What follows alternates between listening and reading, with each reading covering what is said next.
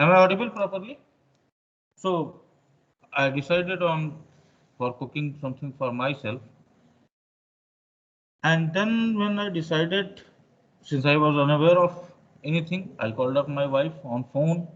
She said, "Okay, put these ingredients in the pressure cooker, put it on the gas stove, and turn the burner on."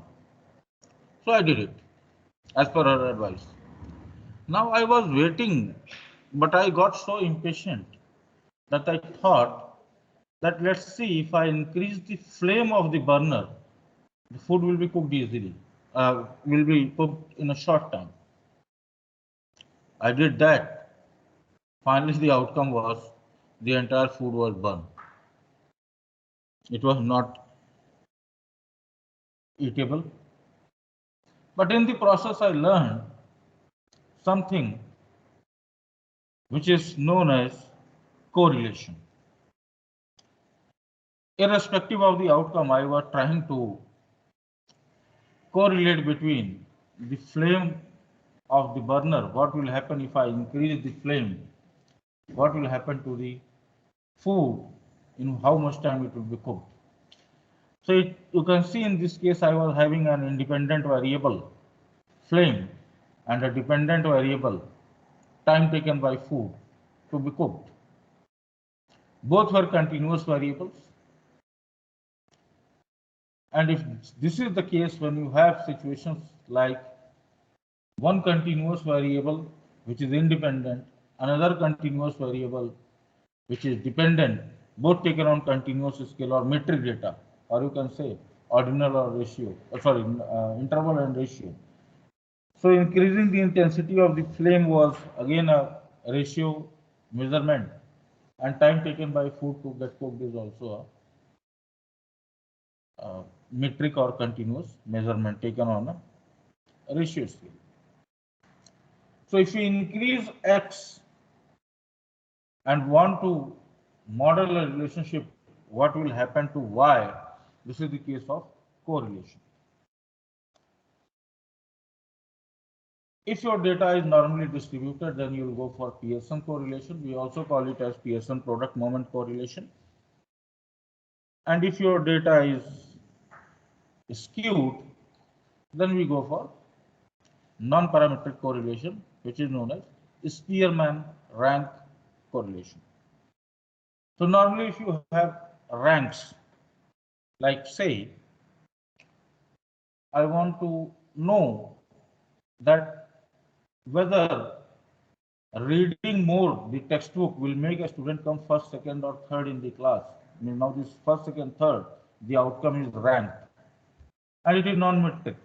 So we will go for Spearman correlation. However, if many students are getting the same ranks, let's say in my class, 5 students have got first, due to there might be the case that they have studied hard, all got the similar marks, or they have cheated from Google, the same thing. And I, as an evaluator, was unable to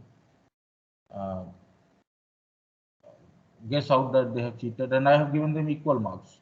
So if this is the case, then this becomes the case of again non-metric correlation, but Kendall-Tau correlation. So if you have many ranks tied to one score, then Kendall-Tau correlation, else Spearman, and then we have biserial and point biserial correlation, where if your outcome is binary or categorical. Now here you listen, in all the cases, Spearman, Pearson, our outcome was, and even in case of Kendall-Tau, our outcome was continuous or metric in nature. But what if your outcome is categorical in nature or binary in nature, and you want to, let's say, if you want to model a relationship between X and Y, where Y is again into categories, then this will become the case of biserial and point biserial correlation. If your outcome is binary but mutually exclusive, there is no continuum between, means yes or no, or dead or live, there is no continuum, then you will go for point biserial. If outcome is having some continuum like passing and failing. Some people might pass with a marginal scores. Some people might pass with a, or some might fail with marginal scores. You see, there is a continuum. Then you will go for biserial correlation. Now, another part of the story is that I had always been a backbencher, and gradually during my MBA, I developed a flair for statistics also. Now, based on this, based on my being backbencher, being latecomer, getting average marks, my professors were trying to estimate or predict whether I will get a better placement or not. Now, here you say there is a continuous outcome. There are X variables, many X variables, and my professors were predicting the outcome based on the different variables. This is the case of linear regression. If you have one outcome variable, simple linear regression.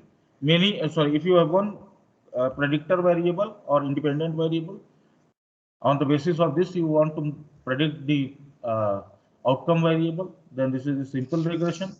If many independent variable, based on that, or we call it them as independent variable, as predictor variable also in case of regression, and you want to predict the outcome y and model this relationship, then this is the case of multiple regression. But while I was developing my flair of statistics, again it came to the mind of my friend. They started trying guessing out whether he will go to academics or he will go to corporate world. Now see, the outcome is binary. So if your outcome is binary and you want to predict this binary outcome based on independent variables or predictor variable, this is the case of logistic regression. So today's session is all about these correlations as regression, and for this we have our resource person for the day, Professor Srinivasan, and I hope that he will take you throughout the journey of understanding these correlations and regressions.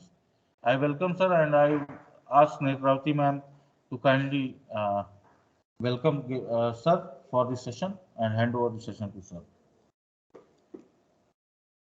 Netravati ma'am.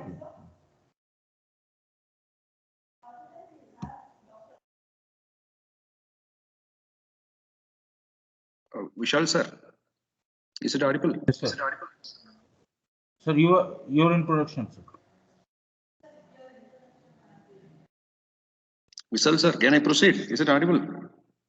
Yeah, it is audible, sir. Let Netravati ma'am hand over the session to you. Okay, thank you, Vishal sir, thank you. So I want this session, not only this session. Srinivasan sir. Yes, madam. Solunga, madam. Tell me. I'm giving a brief introduction of your 5 minutes. Okay. Okay, sir. Today we have Dr. P. Srinivasan as a resource person. Sir is an associate professor at School of Management, Residency University, Bangalore. He holds a doctorate degree from Pondicherry Central University, Pondicherry.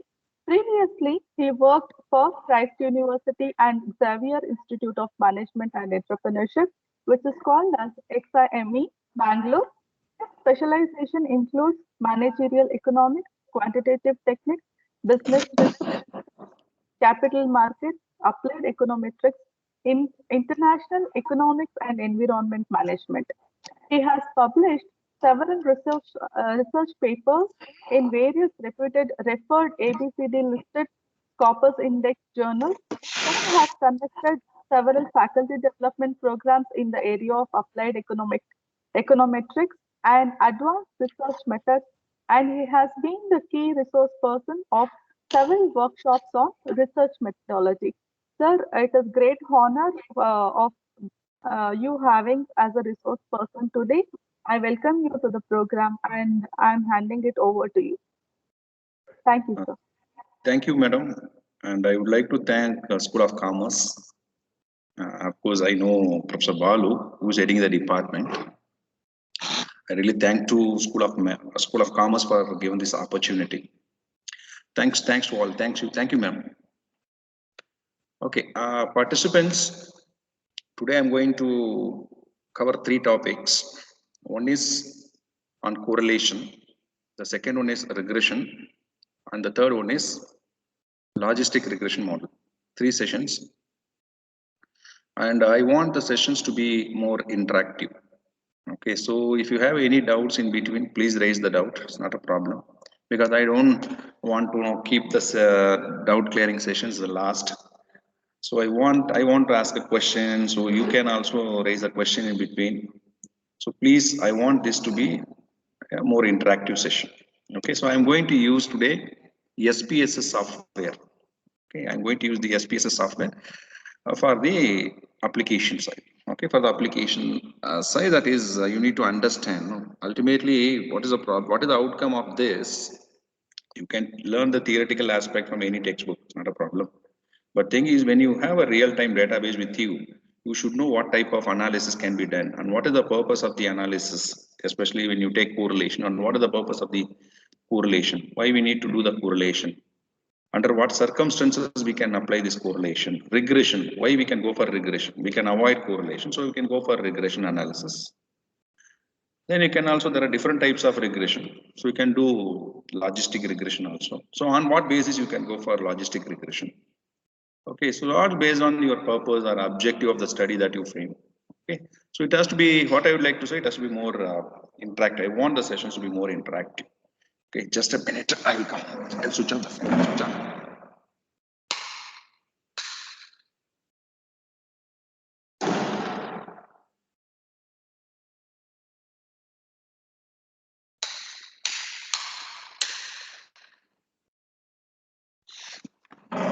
Okay, let me start with the correlation analysis. Okay, so I'd like to share the screen, the PPT, which I prepared for it. Okay, let me ask you a question. Start with, why we are applying correlation? Participants, please tell me, give me a reply, why we are going for the correlation? Any answer? Please unmute and tell me the answer. Why we are going for the correlation? Hello sir. Sir, correlation हम तब use करते हैं when we want to check the relation or the Yes. association between two or more variables. Yes, thank you, ma'am. Thank you. You see, I want this session to be more interactive. If any queries, please ask me in between. I'm ready to give the give the answer for your question. Okay. Basically, why we are going for the correlation? To find out the relationship between two variables, the degree of association between the two variables. But what is the problem with the correlation? Now, if you apply the correlation alone, we can't fulfill our publication, right? We can't get it we can't publish it. Applying correlation alone, we can't publish any paper. Even we can't submit your thesis by applying the correlation. Yes or no? It's become the first step for further analysis. If you go for regression, you can go for correlation. If you want to do the regression analysis, correlation is required. I'll tell you when it is required later. The correlation is required. So correlation is not the main analysis, the key part of the analysis. It became a primary analysis, the initial step for further analysis. Correlation, but it is very important. It is very important, the correlation. We should know, because if you take a statistical syllabus, statistical methods, and which is classified into two. One is the descriptive statistics, the other one is inferential statistics. When you start teaching inferential statistics, first you have to start with the correlation analysis, because correlation comes under the inferential, which involves the testing of hypothesis correlation. Okay, we can also statistically prove whether the two variables are significantly related, positive, significantly related. We can check with the p-value, whether it is statistically we can prove it, the correlation. So it comes under the inferential statistics. So why, as madam said, why we are applying the correlation? We are applying to find out the degree of relationship between two variables, degree of association between two variables. Okay. So initially, there are two methods. There are two methods. What are the methods? One is diagrammatic method. Through scattered diagram, we can go for finding out the relationship. Just by observing the pattern, we can go for finding out the relationship between two variables. First method. The second method is mathematical method. So formula based, of course, you know that Carl Pearson correlation coefficient, Spearman correlation coefficient, Kendall-Stock correlation coefficient. There are many correlation coefficients. Okay, all depends on the nature of the variable. All depends upon the nature of the variable. Okay, so we'll see one by one. So this is the basic definition of correlation analysis. Okay, which we attempt to correlation analysis was employed to determine the degree of relationship between the variable. Okay, so we need two variables to find out the association between them. Okay, so that is a basic definition. So as I told you, the scattered plot. Okay, before, see, there are two methods. One is scattered plot and the other method is a mathematical method, a calculation, computation method. Okay, so what you can do with a scattered plot, you can plot it, the graph. The graph consists of x-axis and y-axis, and where you can plot your variables and observe the pattern, whether it is positively upward sloping or downward sloping, or there is no correlation. So it's a graphical method. But here, what is the problem with it? It's very simplest method. Very simplest method. But here, what is the problem? Because we cannot accurately find out the degree of association. That is the problem with the scattered plot. You can see here. So participants, you can see here. These are the various diagram pictures of the scattered plot. The first one, you can see the strong positive correlation you can observe. And second diagram, you can see weak positive correlation, which you can, this is the plots of scattered, you can see. Then next, you can see the third one, strong negative correlation. Okay. So below, you can see weak negative correlation, and it is moderate, no correlation. Scattered, because you can see the plots are scattered, the last diagram. Okay, so it's a no correlation. But what is the problem with this? The problem with this, we can't find out the exact degree of association between the variables. Okay, so that is the problem with the scattered plot. So Carl Pearson come out with this with a correlation coefficient.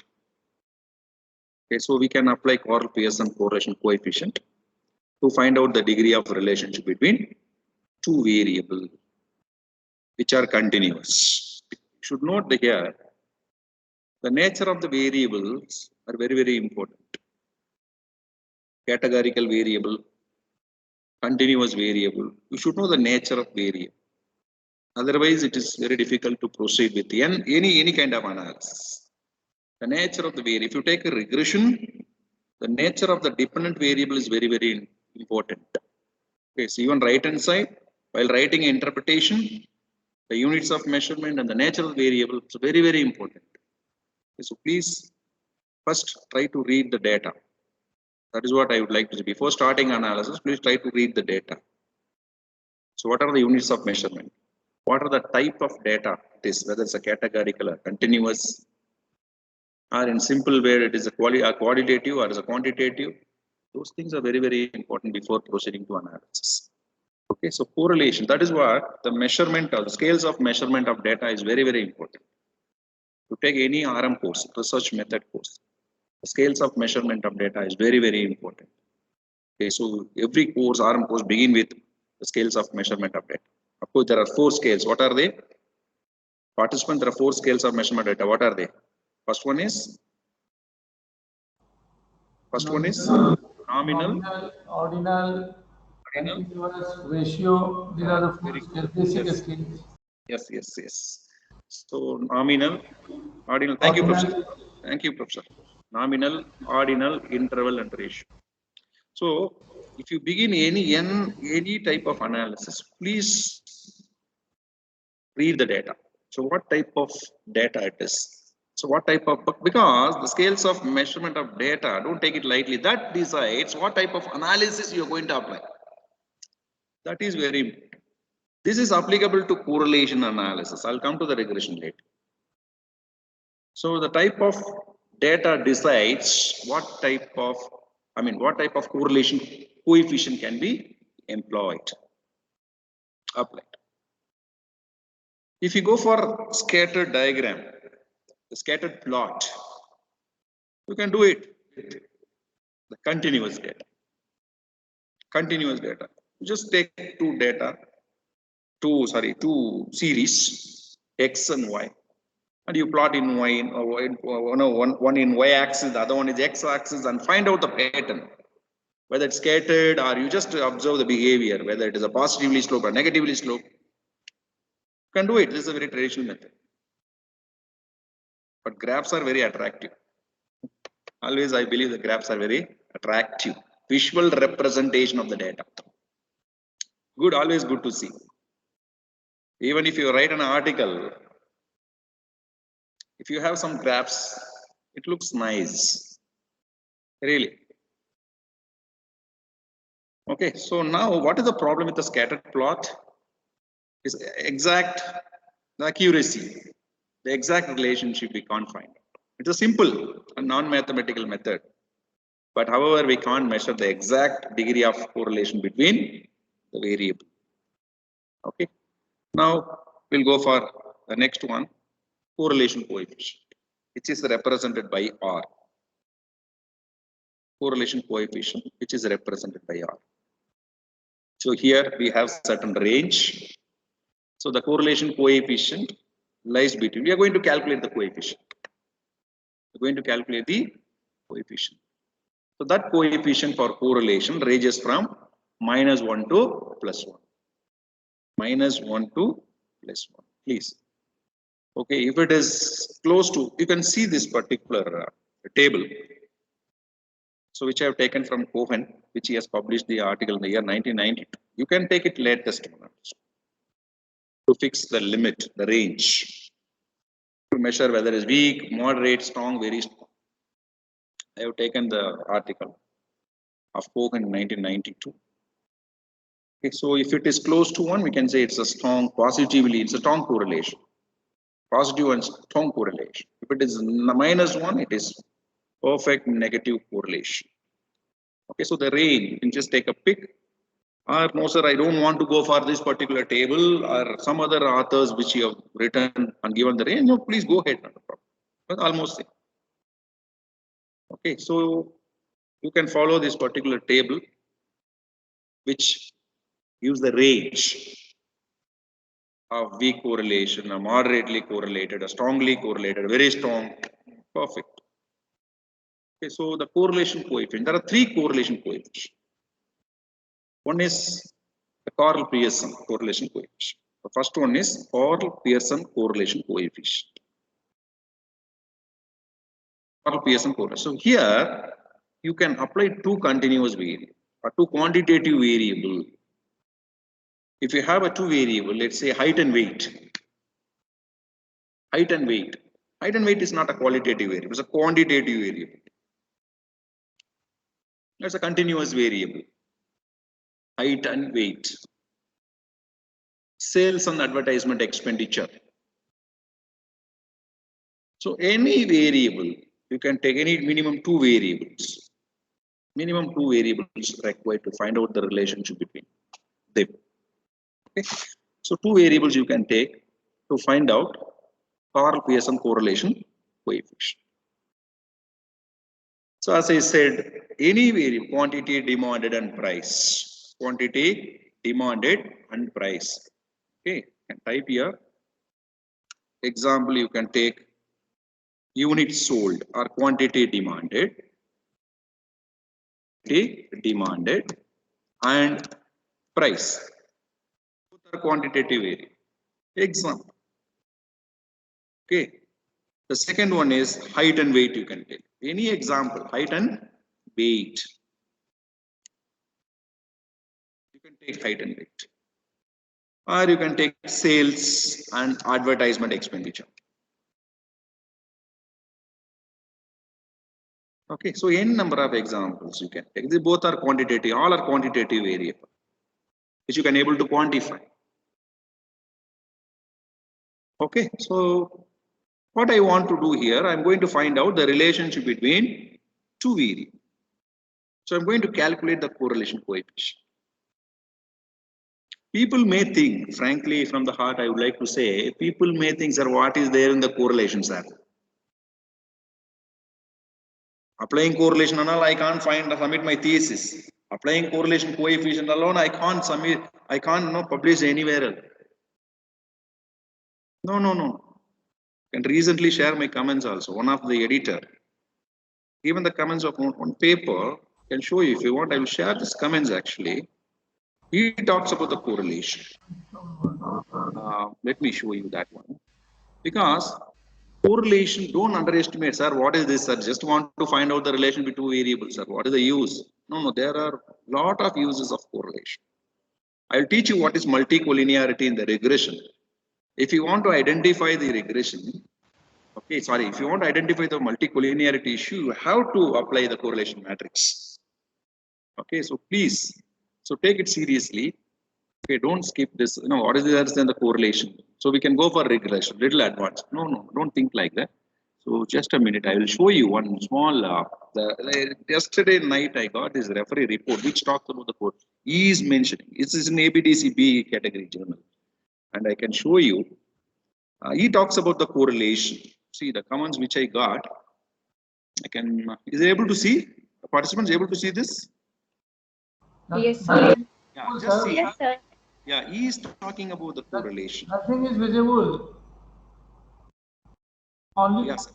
only your lecture is coming on the screen. That's all. There is a problem.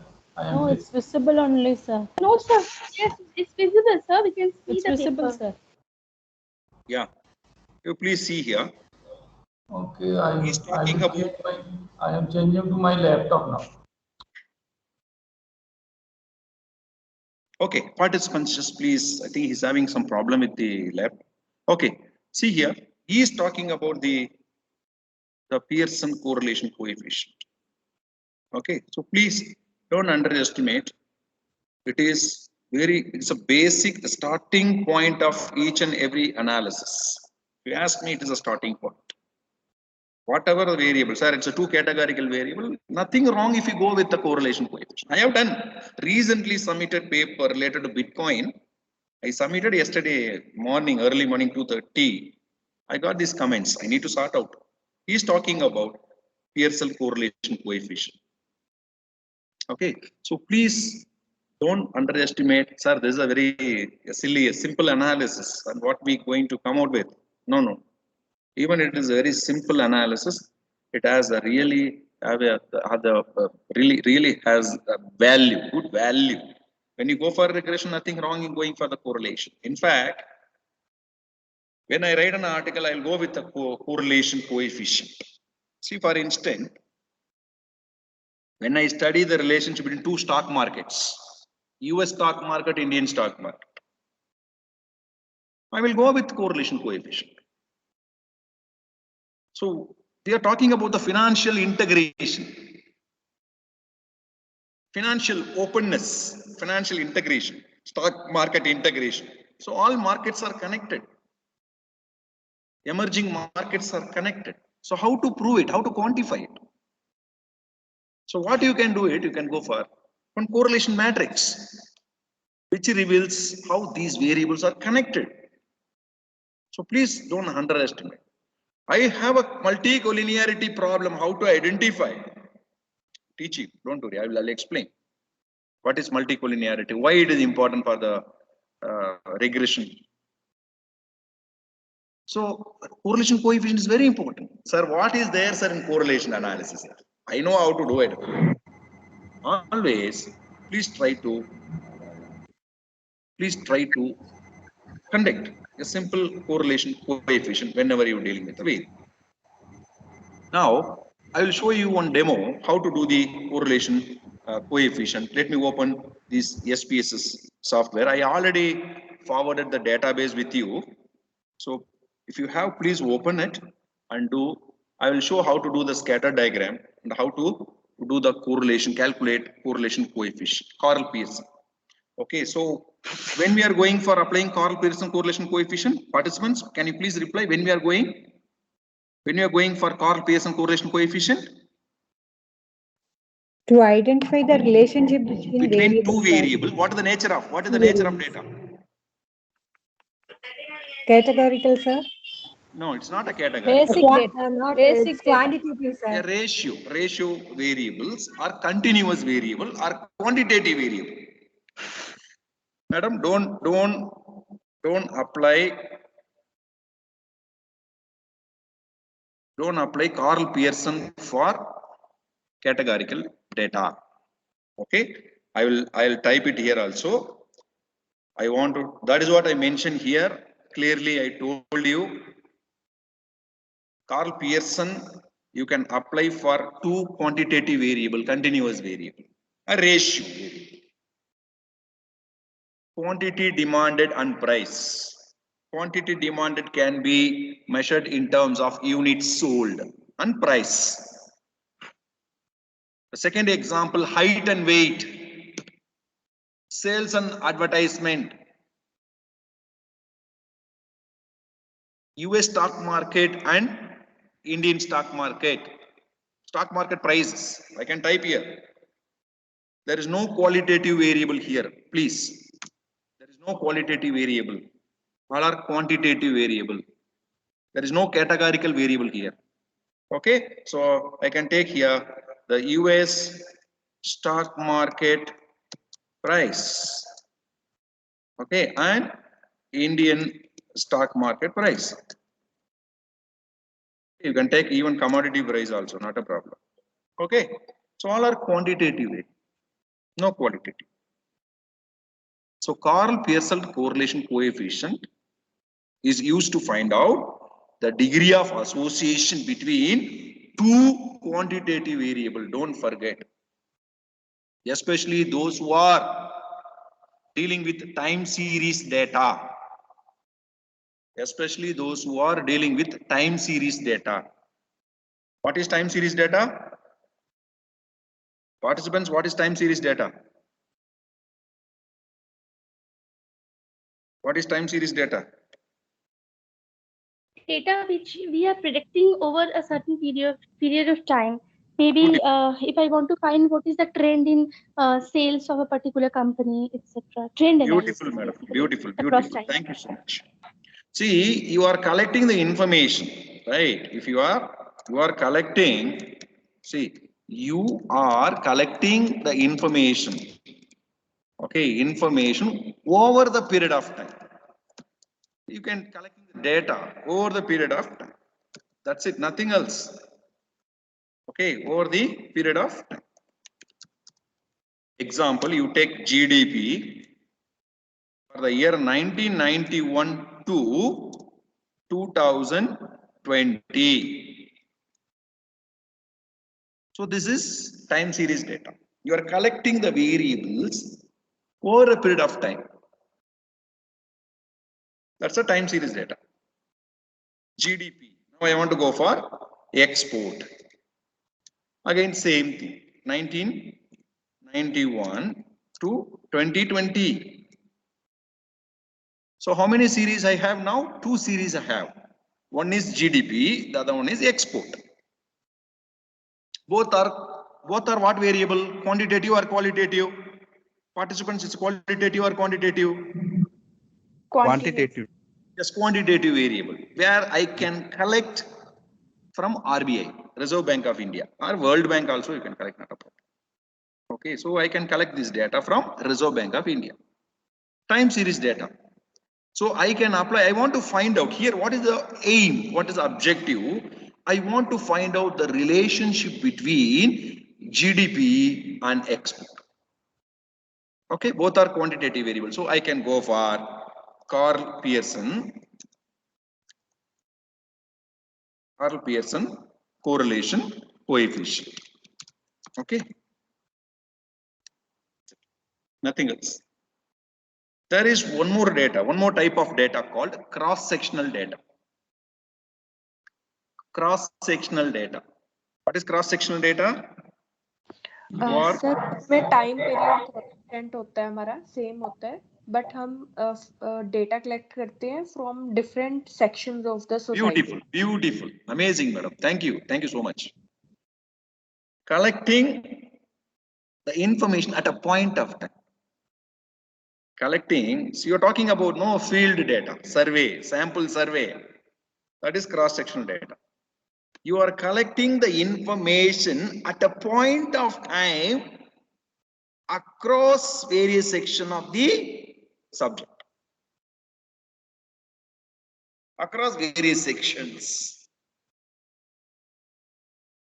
So you are collecting the information at a point of time. Your field data all are cross-sectional data. If you ask me, strictly speaking from my end, there are three types of data. Time series data, cross-sectional data, the panel data. Okay, so time series data, you can go for Karl Pearson correlation coefficient because they are quantitative in nature. All your categorical data, what you are collecting, most of the qualitative, the cross-section data are highly qualitative in nature because you are going to the field and collecting the information across the various sections. That's a cross-section data. Mostly qualitative in nature, all categorical.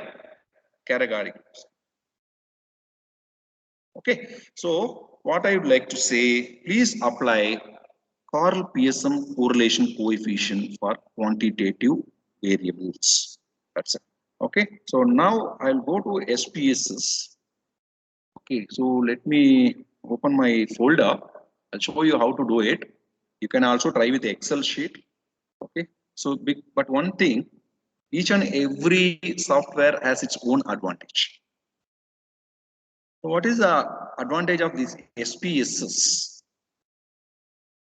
We can check the level of significance, whether it is statistically significant or not. If you need, you can present it. Otherwise, no need to present it. Okay, because just I want to see, sir, degree of association between the variables. That's it. You can go ahead. No, sir, I want to go with testing of hypothesis procedure with p-values. I want to frame null and alternative, whether it is statistically proven. So in such cases, also possible, you can go ahead. And SPSS is very easy. You can do it because it is come out with probability values. Okay, we can statistically prove it. It's not, instead of merely showing the degree of association, we can present with p-value. Okay, testing of hypothesis procedure. Okay, fine. Now let me show you just one small, I want to just open a small file related to Pearson. We can also type randomly and can do it, but I have just, yesterday I just framed one file. Okay, participant, is it visible, this one? Is it visible? Yes. Yes. Yes, sir. Yes. Two variables. One is advertisement, the other one is sales. Two variables. Okay, so I'll show you can go for a scatter diagram. Sir, I don't want to, I want to go for a scattered plot. So you can go to graph. You can go to graph. Please note down the step. Easy. You can also try graph legacy dialog. So here you can see the scattered dot. You can see the scattered dot. Even instead of the scattered dot, you can go for line graph also. Seriously, instead of going for the scattered dot, you can go for line graph.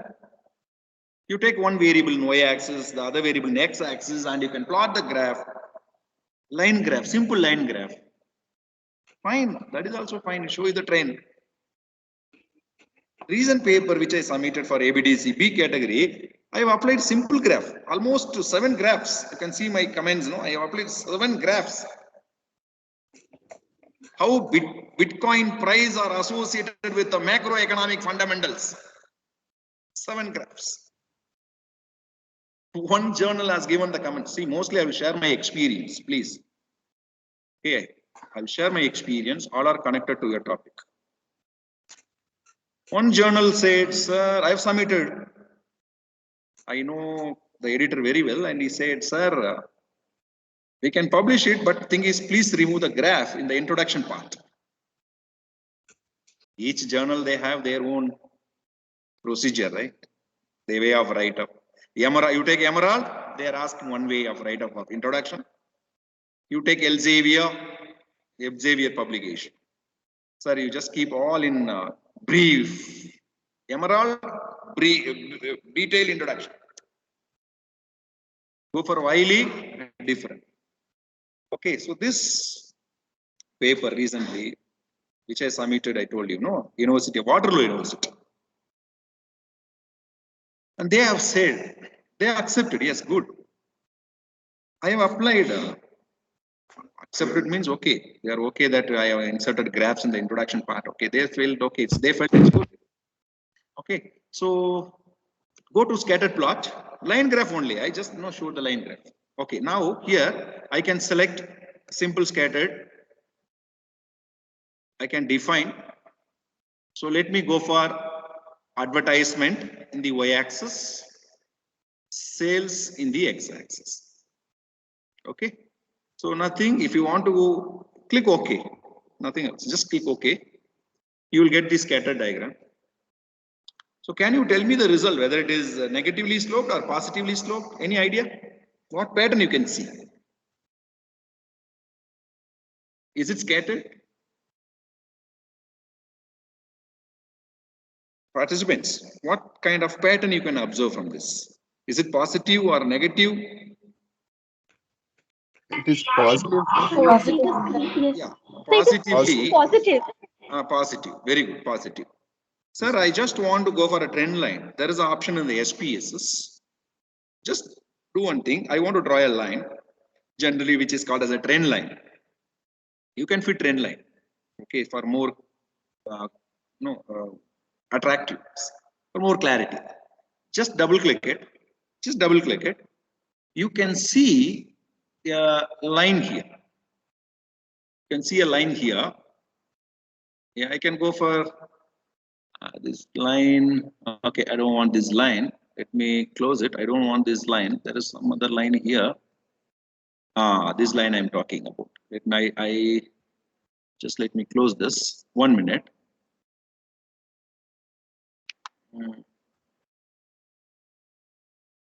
I'll go to 1 minute. Go to graph.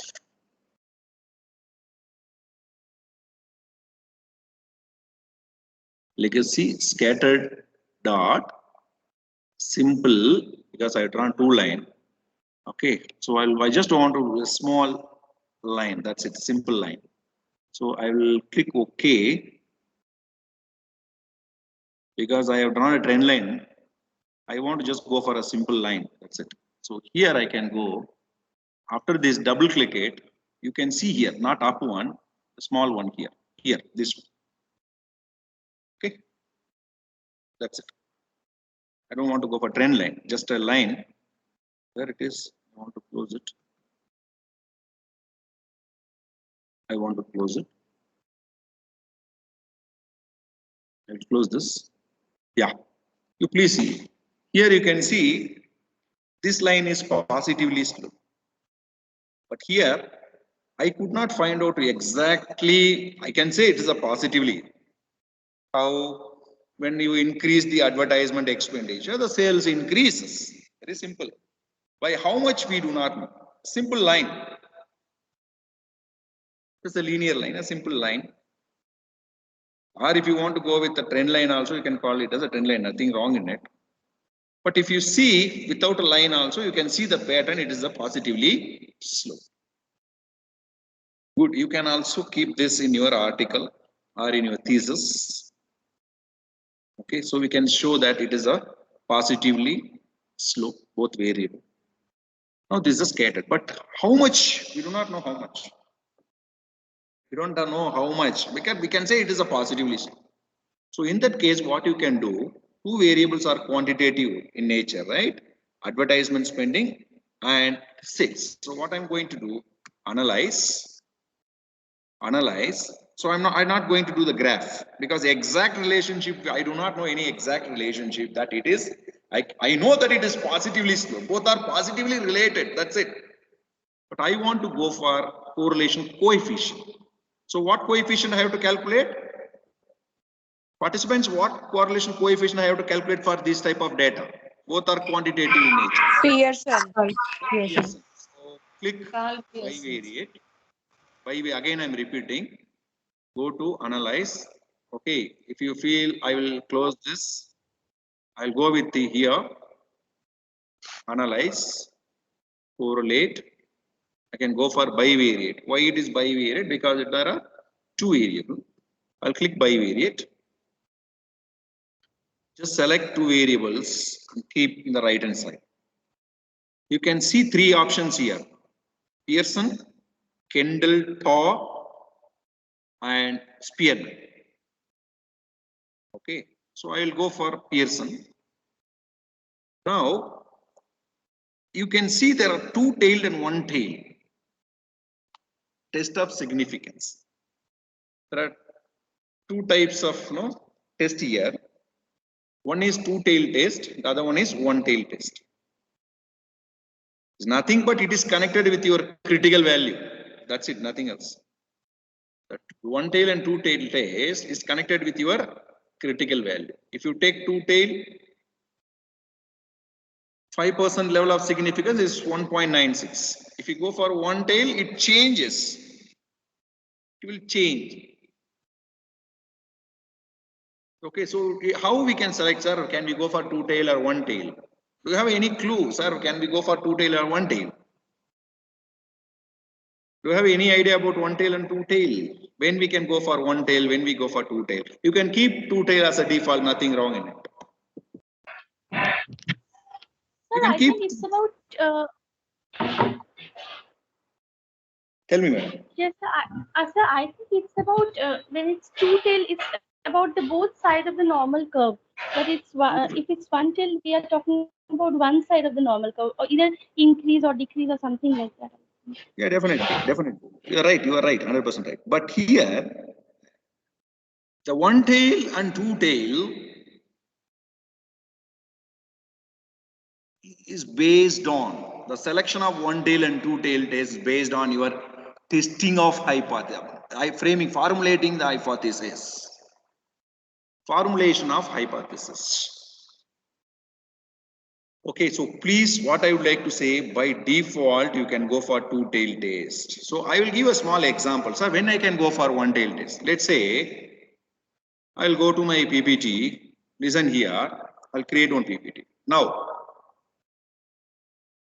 please listen carefully. This is very important. By default, you can go for two-tail test, nothing wrong. Under what circumstances we go for one-tail test? As madam said, sir, if you plot normal distribution curve, if it is two-tail, the two sides are considered.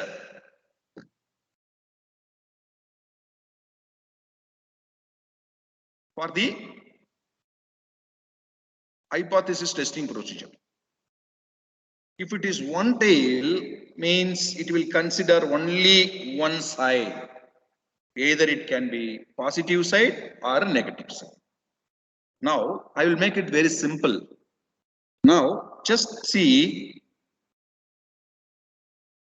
what is the null. Okay, come to the null hypothesis. What is the null for the above case?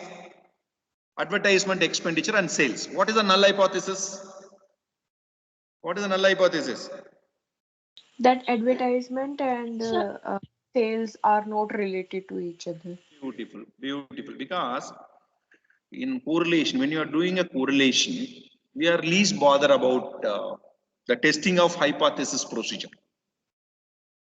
But one thing, the correlation analysis comes under the part of the inferential statistics, which involves the testing of hypothesis. It's a value addition. So instead of just saying, sir, both the variables are correlated by 60% or 68%. You can also come out with the testing of hypothesis procedure. Statistically, proven. Okay, so let me touch upon that one tail or two tail or testing of hypothesis procedure related to correlation coefficient. Otherwise, sir, no problem, sir. I'm least bothered of this testing of hypothesis. I will go with only degree of association. Fine. In that case, not required. But it's regression. You can't escape from this because regression is very, very important. Okay. Anyhow, you can see here the hypothesis, testing of hypothesis procedure. So null. Here null, what is null? Is nullified statement. There is, please make a note, there is no relationship between the sales and what is one more variable? Advertisement expenditure. Okay. Advertisement expenditure.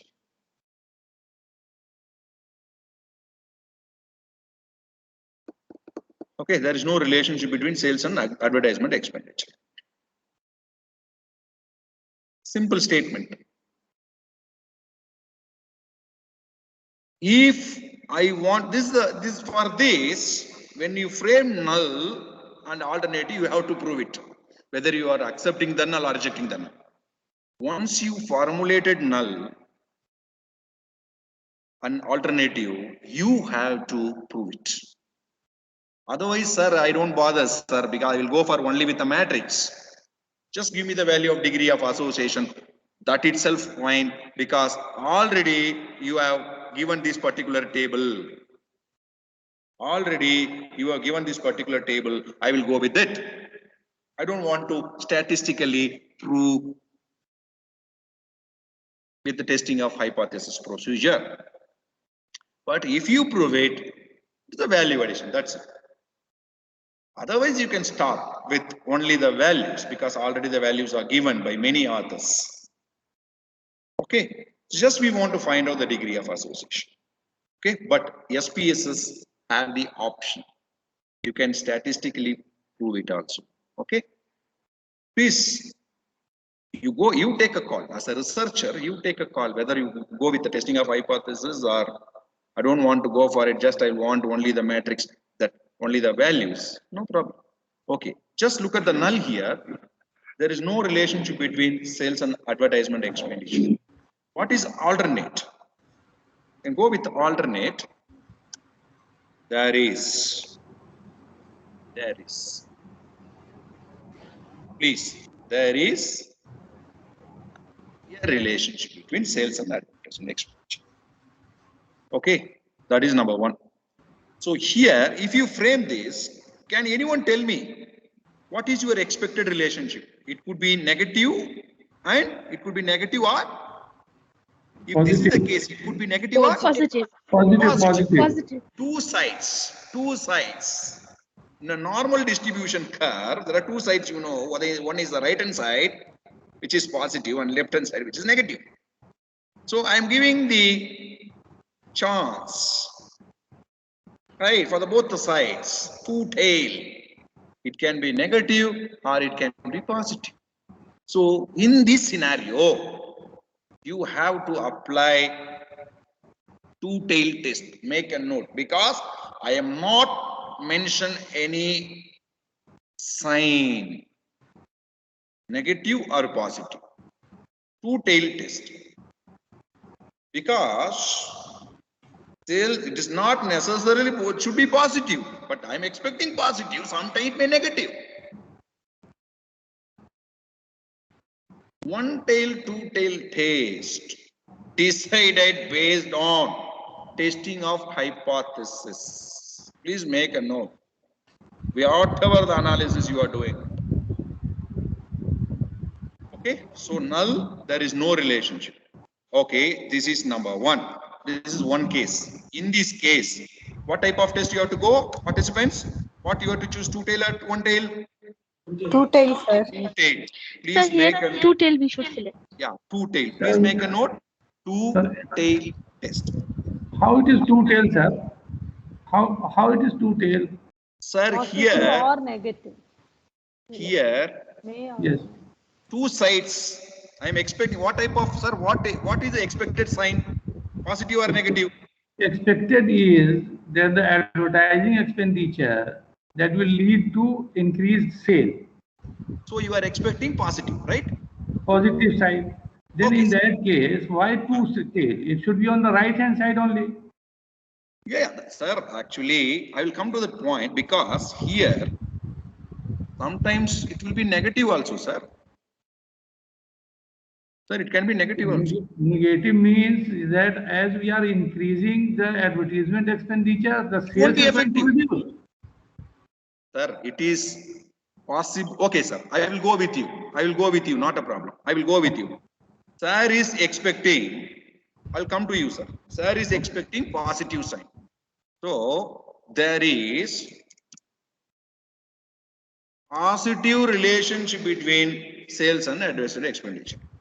There is no positive, okay? There is no positive relationship between sales and advertisement expenditure. Thank you, sir. Thank you. Thank you. I could understand now. No problem, sir.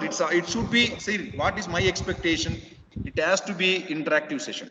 Learning should happen at the end. You should learn, you should apply for your database and you should be get published. That is the aim, sir. That's it. Or you can apply for your dissertation. That's the outcome of this particular sessions, especially the 3 sessions. Now, you can see here, sir, there is a positive relationship. I'll go with sir, not a problem. Okay. So in this case, you can go for one tail test. Okay, I will come one more example. One tail test. One tail test. Okay. So this is one. Why it is one tail? Because strictly I'm expecting positive relationship. One tail test. It will consider only positive side of the normal distribution. Now come to the two tail test.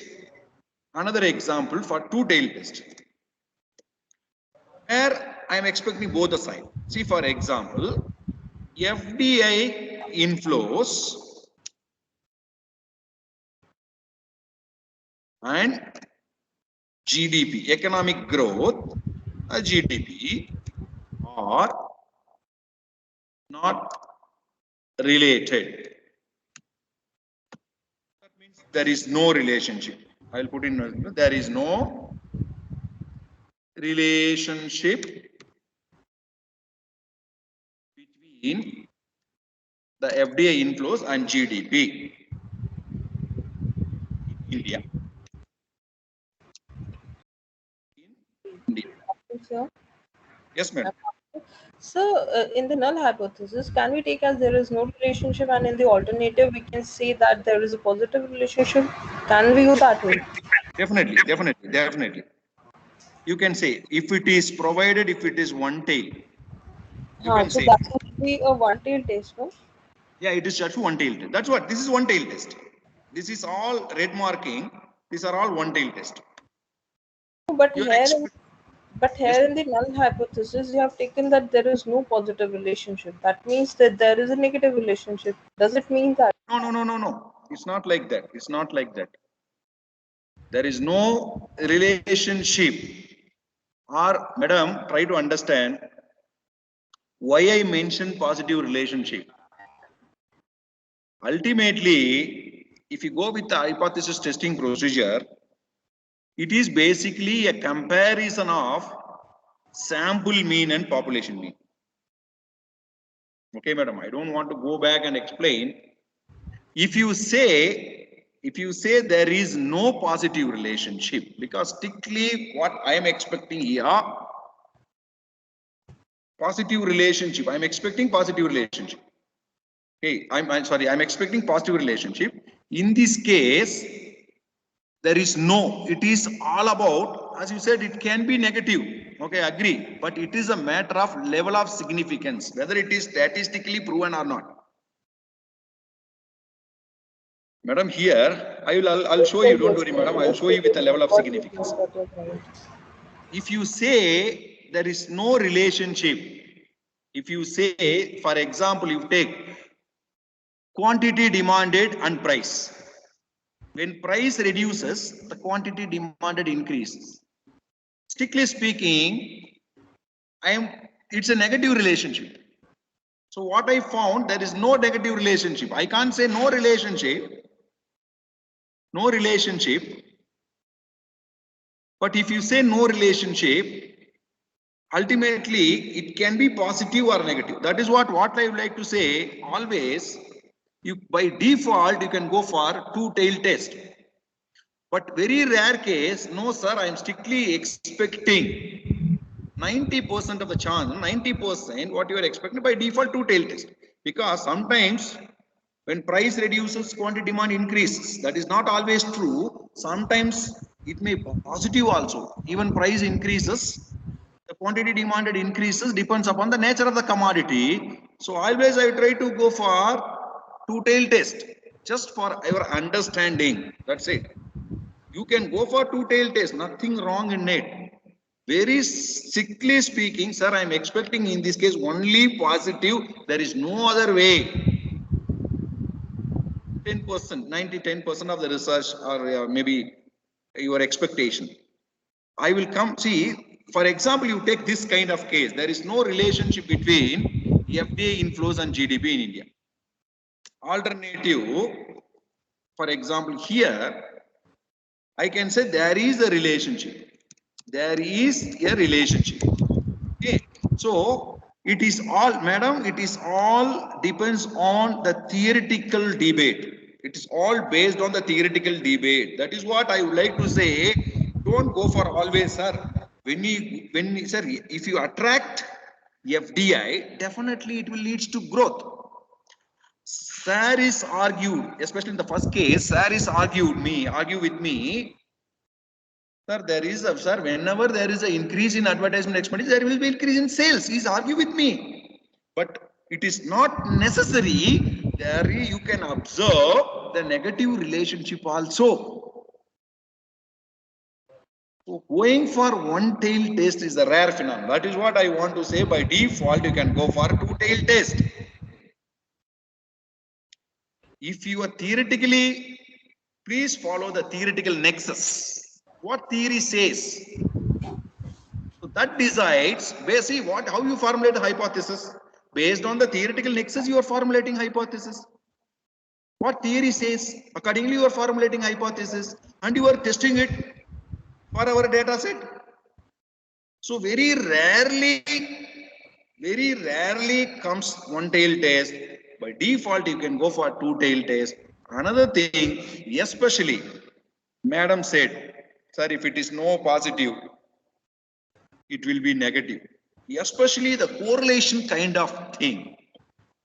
Don't expect only, sir, it will be positive. It can be indeterminate. It can be a negative as well as positive. Always, I would like to say, go for two-tailed test by default. That is what if you keep XPS also by default, it will be two-tailed test. Because the negative relationship can be negative or positive. When if you go for one-tailed test, especially when you go for one sample T test, when you go for one sample, find out the mean difference, that makes more sense of applying one-tail and two-tail, especially when you talk about the relationship, which ranges from -1 to +1. You can go for, please go for two-tail test. Don't strictly expect what sir has said. I won't agree with sir. I am expecting the, sir, whenever you are increasing the advertisement, that's increase in sales. No, don't just go with the belief. Read an article, take a theoretical nexus. What are all the studies? Find out insignificant relationship. What are the reasons?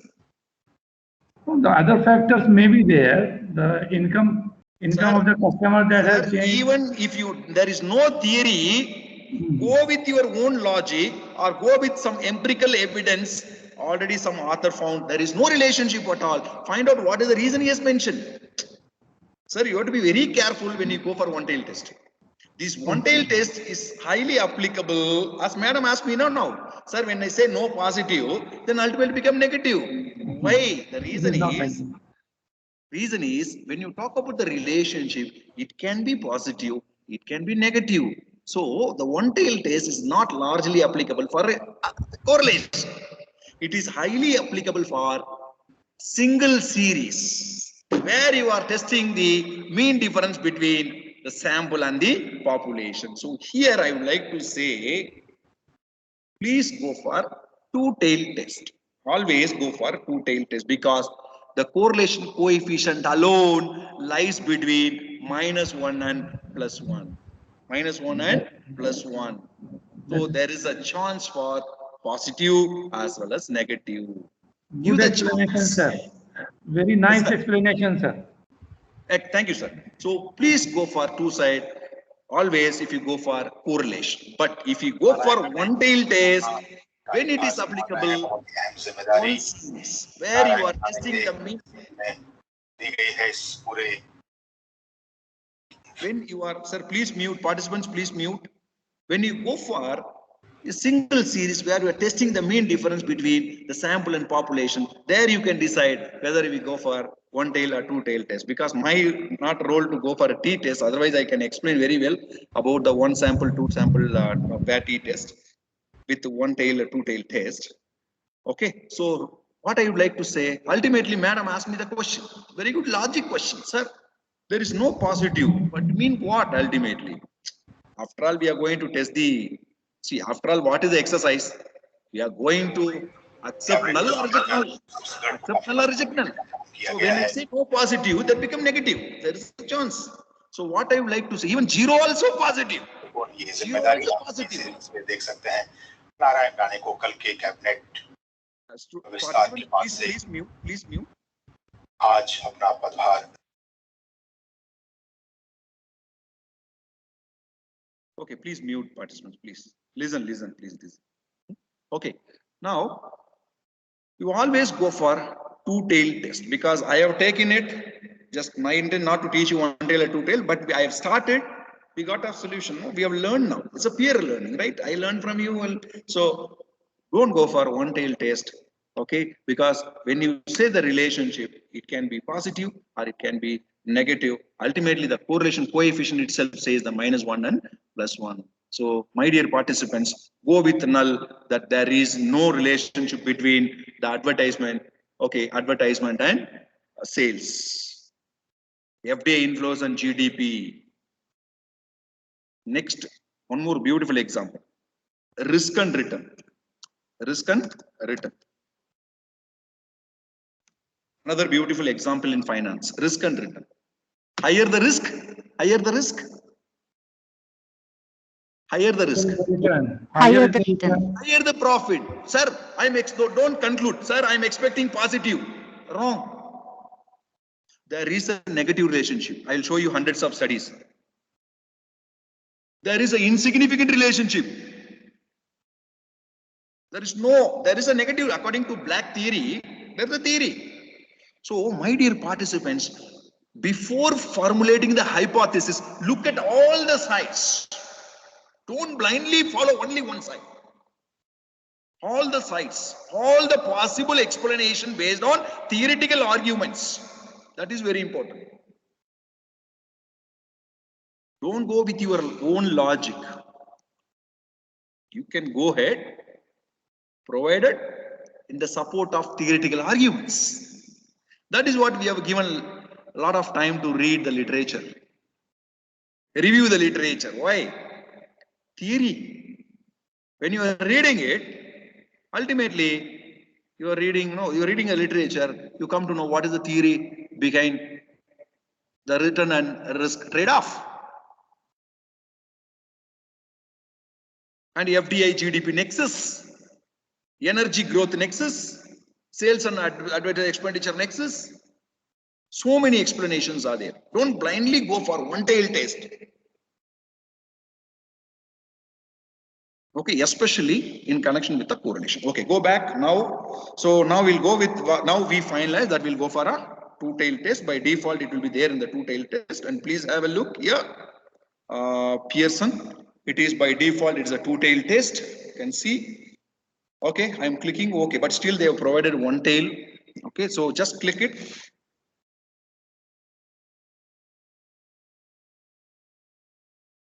Okay, now what is the correlation? What is the correlation coefficient here? What is the correlation coefficient?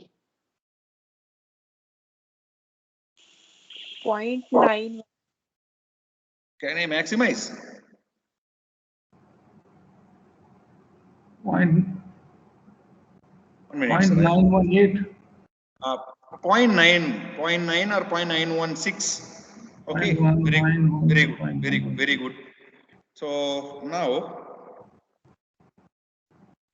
just a minute, I will paste it to enlarge it. You can also present the same way. You can see here, I have pasted here. So here, you can see the relationship between advertisement and sales. It's 0.916. Highly correlated. Highly positive and highly strong correlation between the advertisement and sales. Look at the significance. What is the level? What is the significance here? What is the p-value? This is p-value. Please, 0.000. Here also 0. The problem with the SPSS, it won't have, add 0 before the decimal point. We need to add the value 0. Okay. Now you can see what is the probability value? Participants, what is the probability value? 0.000. Point p-value. I am typing here. My intention here, I want to see whether I have to go for null or alternative. So p-value I got 0.000. Okay, 0.000. That is the p-value. What is the R value? R value I got 0.916. If you go with only R value 0.916, no issues. You can say, sir, it is highly positively correlated. There is a strong correlation between the sales and advertisement expenditure. Good. Okay. Now, since the testing of hypothesis is involved, so we should go for either null or alternative. Now, in this case, sales. This is the framing of null and alternative. There is no relationship between sales and advertisement expenditure. Okay, expenditure in FMCG companies in India. Okay, or with reference to whatever. Okay, expenditure. There is no relation between sales and expenditure in FMCG companies with reference to, or whatever you just frame with reference to FMCG company. Okay, you can take. What is alternative? There is. Okay, there is a relationship. There is a relationship. Now, can you tell me, can I go for null hypothesis or alternative hypothesis? Because I got p-value. I got a p-value. Participants, please tell me. As per the correlation coefficient, it is positively correlated, high, strong and positively correlated. Strong correlation. Strong correlation. That is the first observation. So the null hypothesis is rejected and we will accept the alternate hypothesis. So, my dear participants, I want to tell you, first thing is about sign. Positively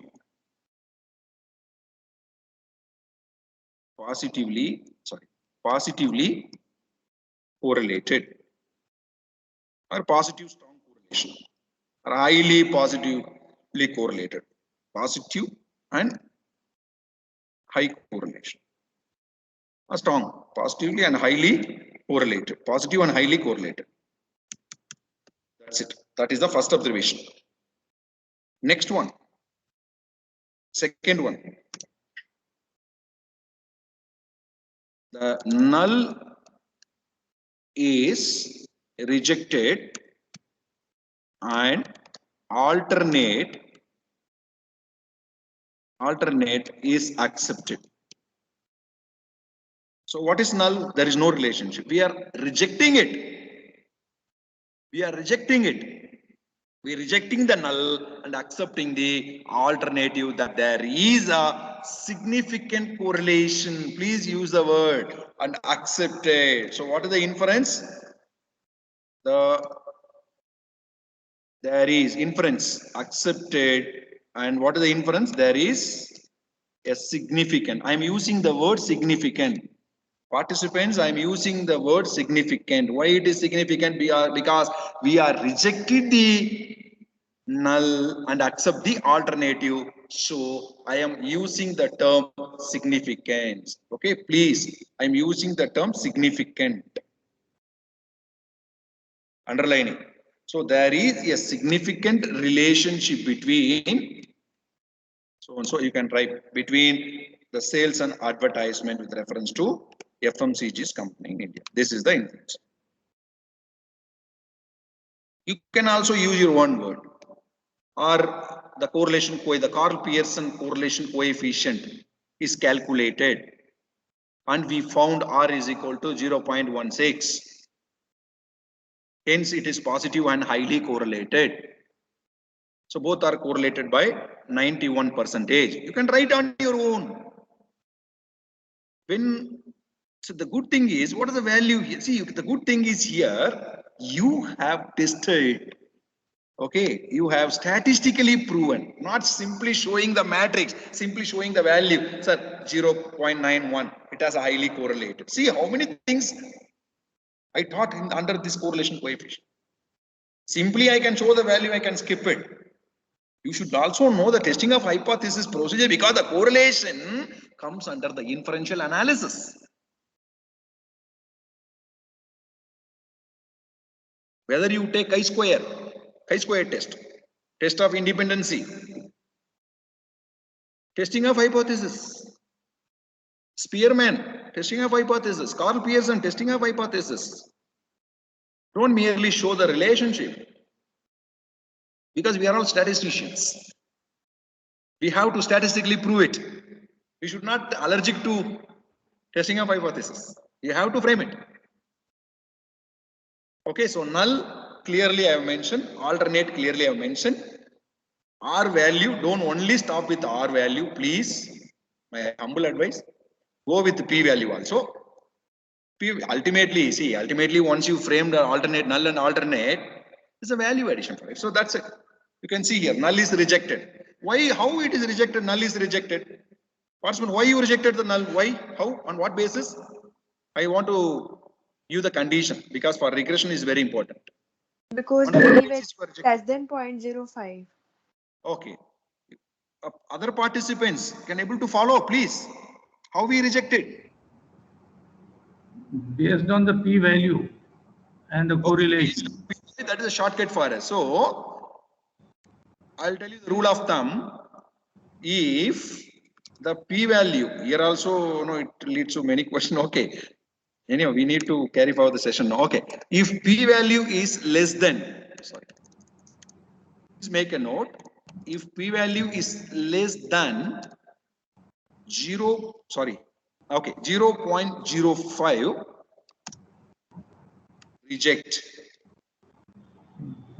reject null and accept the alternate.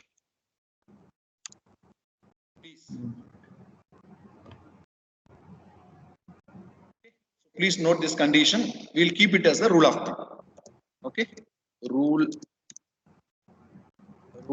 of thumb. Okay, so please we can keep this as the rule of thumb. One question, sir, if you would like to take, like here we are talking about the p value. So is it the probability value? Yeah, it's a probability value. It's a probability value. Okay, and one more thing, in the initial, like in our graduate classes, we are taught about the table value. So No. That table value will be p value? I agree. There are different methods. In olden days, there is a Clark's table. Have you seen the Clark's table book, blue color one? How many of you seen? I do not know. Usually when we go for the exam, let's say for example, I'm talking about 20-25 years back, usually we will carry class books, class book, blue color book. So what we'll do, we will compute t-value, we will compute f statistics, we will compute chi-square value, then immediately we can use that book for the tabulated value. And there is a condition, when the computed value is greater than the tabulated value, reject null. That is one method. The other method is based on p-value. So what we are teaching for our undergraduate and postgraduate is based on the critical values. Critical values. But the common parameter, the common aspect is you can go for a p-value, which is applicable everywhere because the critical value changes according to one tail and two tail test. The critical value changes according to the degrees of freedom. So we can go for the common benchmark, a common aspect, that p-value, which is applicable for all the tests, p-value. So most of the researcher is follow this, the p-value. In fact, when you do in the software, statistical software, you won't get critical value. Sometimes it is better to follow p-value, madam. But for the teaching, even I am also following the critical value, because they should know how to find out the critical value, tabulated value, then compare with the calculated value. That is the base. But this is for the understanding, quick solution. That, see, we have a data, we estimated it from the software, I saw it. So how to infer, how to get the inference, how to draw the inference. So just look at the p-value and immediately we can say whether reject the null and accept the alternate. This is the common parameter, common benchmark, the p-value, based on the p-value. My advice is don't go for comparison of tabulated value. Good question, madam. Please don't go for, especially when you go for applied statistics. When you are using the software, whether it is Excel or SPSS, SAS, RATS, MATLAB, please don't go for it. You will be in trouble, I'm telling you. Why? Because I will estimate now only, I'll show you. You won't get any critical value. Only for a few. Everything is based on the p-value. All software nowadays are following the p-value. So please go for, but for teaching, the critical value is very, very important. Okay, but for applied statistics, this is very important. The p-value concept is very, very important. So we can go with this particular concept, especially when you go for applied. Okay, so if the p-value is less than 0.05, then reject the null and accept the alternate. Okay, this is 0.05 is nothing but the significance level, 5% level I am talking about. See, if you want to teach, then again I have to go on level of confidence, then level of significance. Okay, so otherwise I can't cover it. Okay, so please, if we go with the p-value, go with the p-value. So if it is less than 0.05, just see the magnitude of the p-value. All the software is coming out the p-value. If it is less than 0.05, reject the null and accept the alternate. Okay, madam? Now you see the SPSS result. What we got, 0.000. It's less than 0.00. You can say we are rejecting the null and accept the alternate. That is, there is a significant relationship between, that's a positive, right? Significant positive relationship between sales and advertisement with reference to FMCG. Okay, this is about Carl Pearson. Now go to the next level. There is one more statistics. I mean, one more correlation coefficient. Spearman and Spearman rank correlation. Of course, the name itself, Spearman name itself, you can say this is applicable only for the ranking, ordinal scale. Ordinal scale. You can give directly ranking Or you can give directly the quantitative variable where it is automatically converted into ranking. You no need to do anything. Spearman rank correlation. Same thing, I can do it, not a problem. You can ask me, sir, it is you are doing in, you can see the data. I can also apply for this. But what is the problem means, when you go for Spearman, automatically it will arrange it in ascending order and assign the ranking. We are doing manually, right? For Spearman correlation. Automatically it will consider only 2 rank, or directly you can go with the ranking variable and you can do it only for ordinal scale, ranking variable. So Spearman find out the relationship between 2 ranking variable. You can take any competition, judges assigning the ranks, directly you can do it, or students performance in the class, different subjects, you can see. Okay, so how to do it? Go to analyze. The name itself, you can see the Spearman rank correlation. Analyze, go to correlate, same procedure for the same data, bivariate. You can go for, I don't want to go for Pearson, you can go for Spearman. There is one more test, Kendall's, same thing, same concept. Either you can go for Kendall and you can go for Spearman. You can see minor difference, you can see. Spearman always little high and Kendall's little less. You can find out because each and every test has its own properties. So when there is a repeated ranking, there are many repeated ranking you feel, so you can go for Kendall or you can go for Spearman. It's up to you, anyone, please, anyone, you can go for Kendall or Spearman.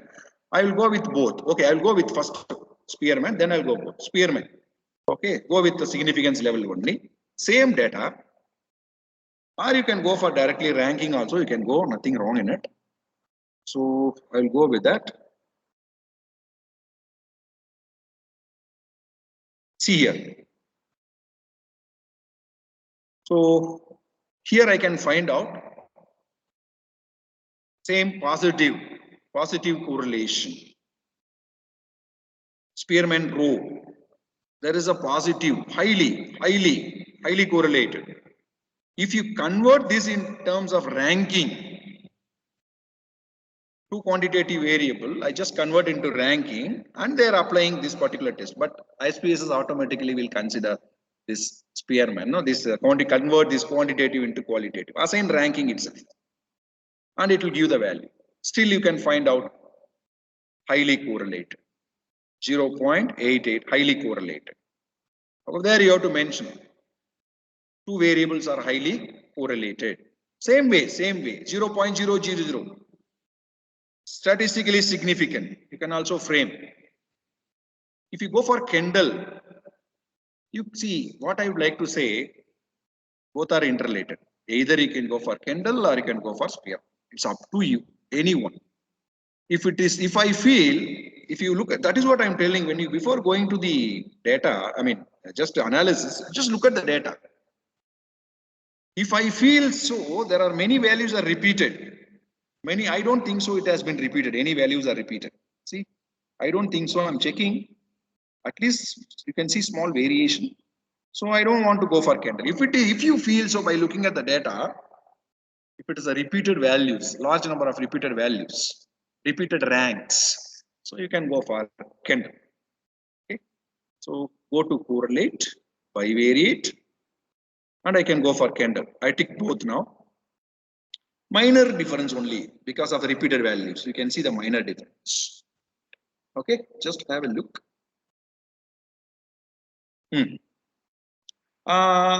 Kendall's, you can see 0.717 and Spearman 0.8. Close. Both are positive and highly correlated. 7.1 and 8.8. So either you can choose any one. Don't go for 2, please. Don't go for 2. You will get unnecessary queries from the editor. Even if you submit the thesis with unnecessary, 2 not required. Both are apply for ranking. Okay, go for any one. You are a researcher, you take a call whether to go for a Spearman and Kendall. No one will ask you, but both are operate for ranking variable. Now, so if it is a quantitative variable, if your variables are quantitative variables, and please, you are expressing in terms of quantitative sales and advertisement expenditure in terms of rupees. Of course, both are quantitative variable, measurable. So go for Carl Pearson. If you want to go for the ranking kind of variable, two ranking variable, please go for Spearman rank correlation. The steps are same. Okay.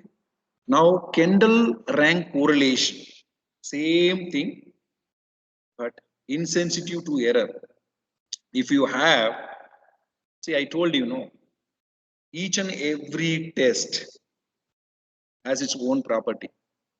Before applying this, we should know the properties. So this is best alternative. Which one?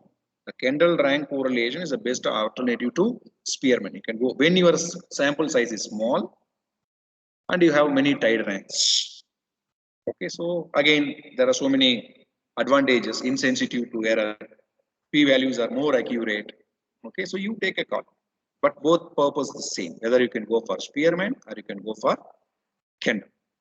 Okay, so this is about the correlation coefficient. There is a one more, sir. First one, when we can apply for Carl Pearson? Participants, when we go for Carl Pearson, we can go for Carl Pearson when two variables are Continuous. Continuous. Use the term continuous. Beautiful. Continuous. When we go for Spearman or Kendall, Sir, when variables are ranked. Ranking. Use the term ranking. Ordinal variable. Ranking. The ranking. Two variables are in ranking order. Ranking in order. Ranking. Next, if it is two categorical variable,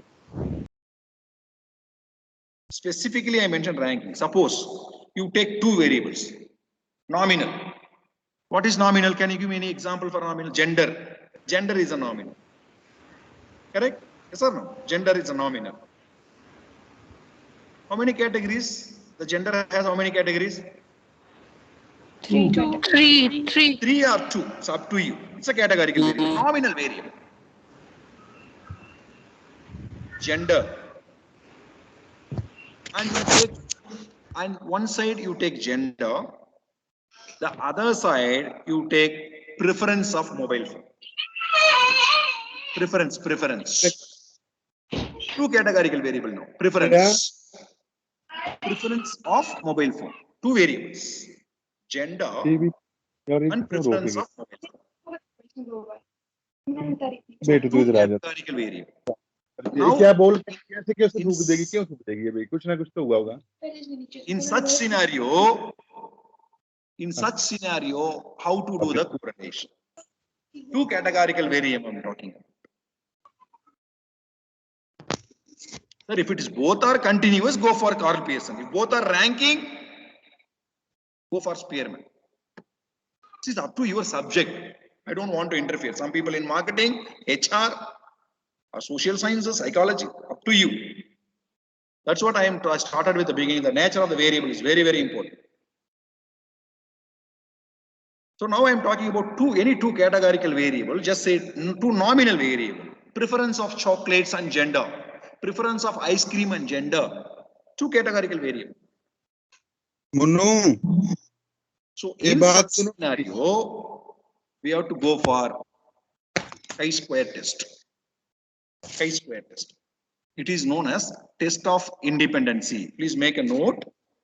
Chi-square test. So we are going to see about. I'm going to explain about chi-square test. There are several uses. Chi-square test has several uses. This is also introduced by Carl Pearson. Okay. Chi-square test.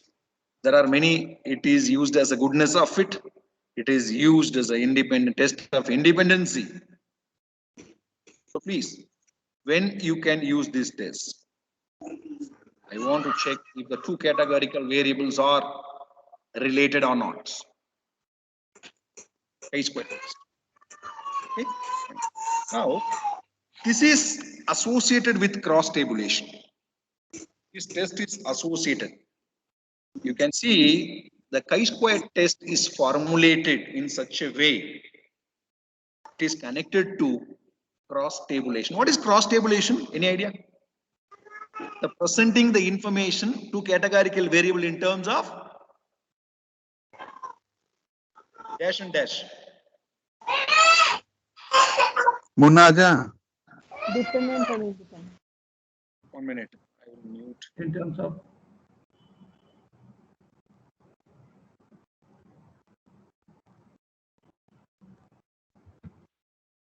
Okay. Now, participants, please tell me what is cross tabulation?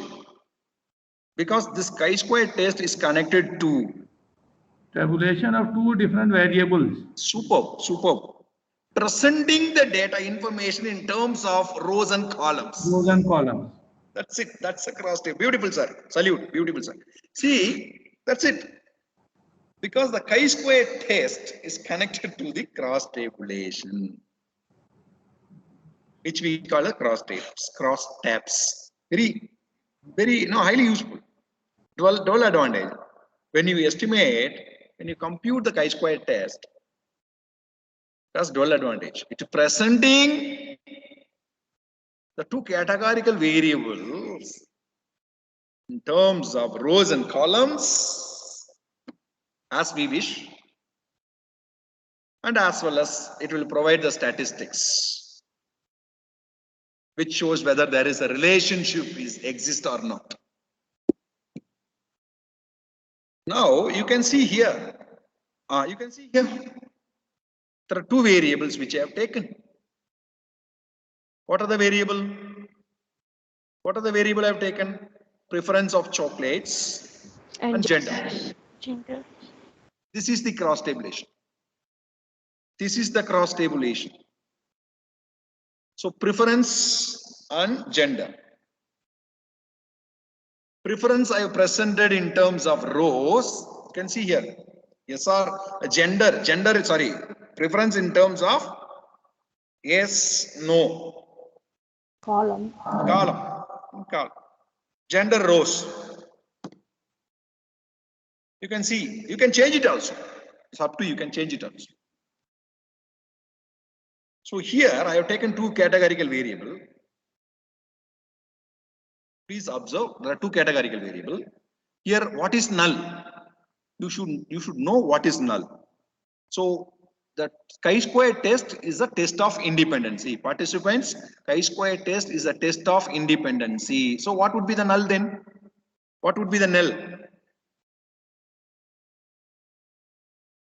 What would be the null? Just come out. There is no interdependence between the gender and the preference for chocolate. That's it. See, very simple. You can write it on your own. There is no relationship between. Very simple. There is no relationship in same way. There is no relationship between the two categorical variables, the preference of chocolates and gender. That's it. Otherwise, you can also write like this. You can see the null hypothesis of a chi-square test is that the preference of chocolates are independent of gender. That's it. Meaning same. So ultimately, when the two variables are categorical variable, please apply chi-square test. But you should know what is null and what is alternative. So what is alternative? What is alternative? There is that there is a relationship between the gender and the preferences for gender chocolate. and the preference of chocolates. So two categorical variable. Okay. Now let me go with this is what I explained. Please have a look. You can take a snapshot, please. The chi-square test evaluates whether there is a significant association between. I use the term significant, but I am not used in the correlation. Why? There is a choice. There is a choice. What is the choice? Either you can go with only coefficient, or if you want to go for testing of hypothesis, also you can go ahead, not a problem. So there is a choice, but here there is no choice. In chi-square test, there is no choice. Definitely, it involves the testing of hypothesis procedure. So I use the term significant. So chi-square test evaluates whether there is a significant relationship between categories of two categorical variable. So please, null and alternatives are very, very important. Okay, you should know what is null and what is alternative, and you go with the concept of p-value. Okay, so null hypothesis, there is no association between two categorical variable, and alternate, there is an association between two categorical variable. So participants, I'm going to take one example. Please read out. Please read this small example.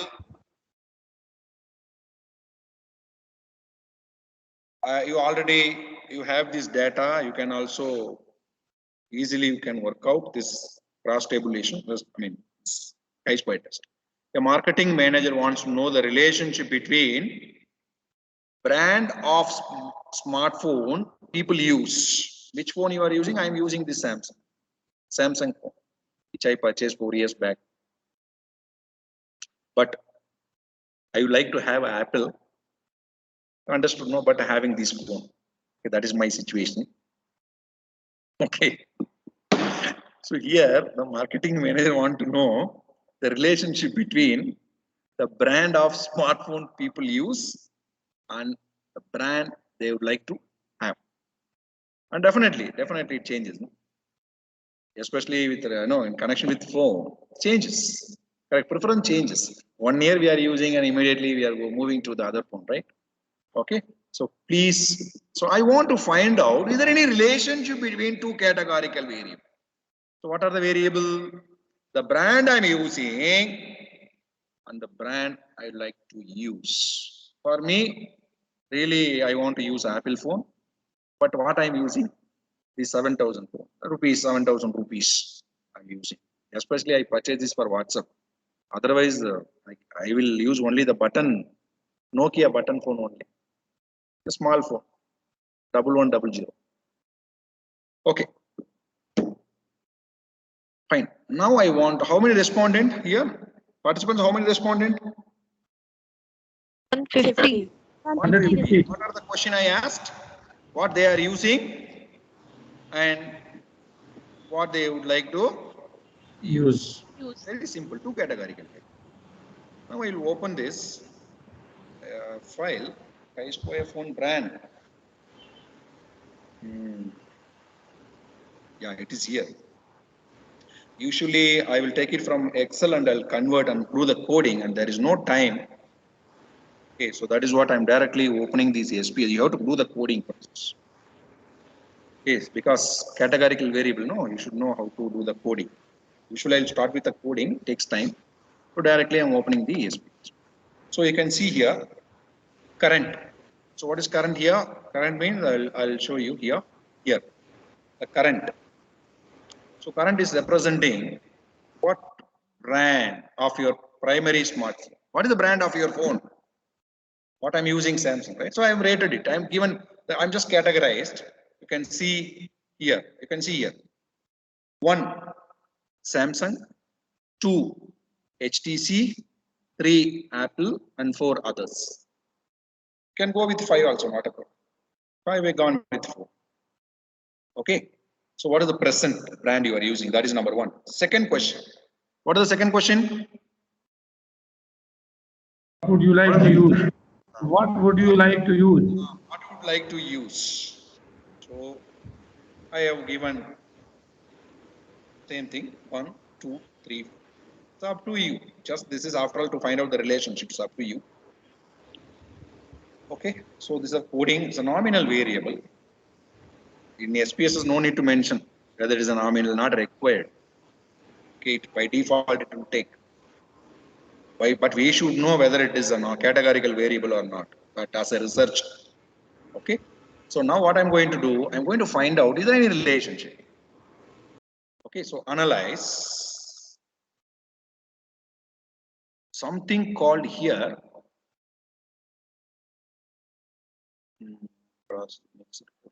here somewhere Yeah, descriptive statistics. You can see here descriptive statistics. You can go for cross tabs. Cross tabulation. This chi-square value is attached with the cross tabulation because it is based on the chi-square value. It is based on the rows and columns. So it is attached with the cross tabulation. So here rows I can give, it's up to you, can choose. I can go for what is the brand of your phone and what brand you would like to use. Okay, fine. Don't do anything. Go to statistics. Next step, please. Statistics. Chi-square test. Go for chi-square test. Just click chi-square test. Continue. Because chi-square test we want to do it. Continue. Click OK. Don't do anything. Just click OK. Again, I am repeating. Go to analyze. Sir, Srinivasan sir, Yes, madam. can we have a break now, sir? It is 11:30. Yeah, I will 11:30. No, I will finish, madam. Just 5 minutes. I'll just finish it. Not a problem. Just Okay, I'll sir. finish. Sure. 5 Sure. minutes, madam. 5 minutes. Sure. Okay, go to analyze. Participants, I'm repeating again. Just 5 minutes. I'll finish it off. Analyze. Go to descriptive. Then where I have to click, participants? Which option I have to click? Cross tabs. Cross tabs. Please follow. Small things are very important. Cross tabs. Already statistics. You just click the statistics chi-square. It's clicked already. We have clicked. So just click it. You will find out the results. So how to interpret the results here? First one is case summary. It will show, is there any missing value? Is there any missing value here? The first table. Is there any missing value? No. No missing value. How many respondents? 150. 150. Very good. Now what is the brand? Okay, this is the cross tabulation. This is the cross tabulation. So what brand of would you like? You can give in terms of, I presented, no? In terms of column, in terms of rows, you can see what is the brand of your primary Samsung. So 27 people want to use mobile phone, and also they prefer to use mobile, same thing, 27. But you take, what is this 11 represent? This 11 people use Samsung, but what they would like to prefer? They want to go for HTC. HTC. Ah, correct. Madam, please, you can understand. It will take some time. That's it. This is the way. It's easy now. Copy paste. Copy paste. Directly. It will become one table. Right? Now, this is very important. What is the chi-square value? Oh, it's very less actually. 1.31. 1.31, madam. You can see it's not 1.31. It is in E. It's very less. Not a problem. Very less. Not a problem. But you can see here p-value. What is p-value here? This is very important. What is the p-value? 0.00. What is, we are rejecting the null or we are accepting the null? We are rejecting the null. Why you people are silent? We are rejecting the null or accepting? We are rejecting the null. Madam, I told you the condition. The p-value is less than, if the p-value is less than? 0.05. 0.05. Please make a note. Regression is very important for logit and multiple regression, simple regression model. Very. Please make a note.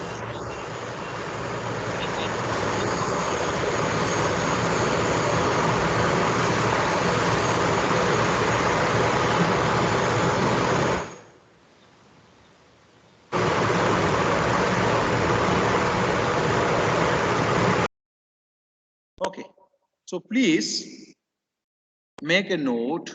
P-value should be less than 0.05 if you want to reject the null. Okay, now what is null? we got p-value 0.00. The chi-square value does not convey anything here. It's a mere test statistic. That's it. It's like a t-value. It's like a f value. So here it does not convey anything. Okay. So please have a look. I will go to my PPT to have a look here. I will go with alternate. I am rejecting the null. Since p-value is less than 0.05, I am rejecting the null and accept the alternative that there is a relationship between the two categorical variable, that is the phone which I have and I prefer to. There is association. Okay, participants? Sir, can I ask one question, please? Yes, madam, tell me. Sir, in the earlier case, you said that, if there is two-tailed test, then we use at 95% significance, at 5% significance level, we take 0.05 and we reject the null hypothesis if the p-value is less than 0.05. Okay. But sir, if it is one-tailed hypothesis, then shall we take 0.025? No. P-value? No, don't go for it. Don't go for it. Because if it is a one-tailed test, please try to understand, if it is one-tailed test, the probability value, please try to understand the concept of probability value, what you are talking about, the level of significance. Madam, try to understand the level of significance and one-tailed test are connected. Whereas the probability value, don't go for probability value that 0.025. Don't go for it. You understood, no, madam? Let's say, for example, I'll show you. Let's say you take this example, a small example. I'll do it. You take this case. I want to go for 1 minute. Pearson, analyze, go to this probability value remain same. Okay, the probability value case is remain same. Okay, so you go for descriptive statistics, correlate, bivariate. You can go for two value. I will go for one tail test. Let's say you take one tail test. Now I will go for all the three. We'll see. Okay, madam. In this case, you can see here. Same thing, right? Yeah. Same thing only. So what I am telling 0.00. You just keep this particular. Is don't go for. I understood what you are asking, madam. You are dividing by 2.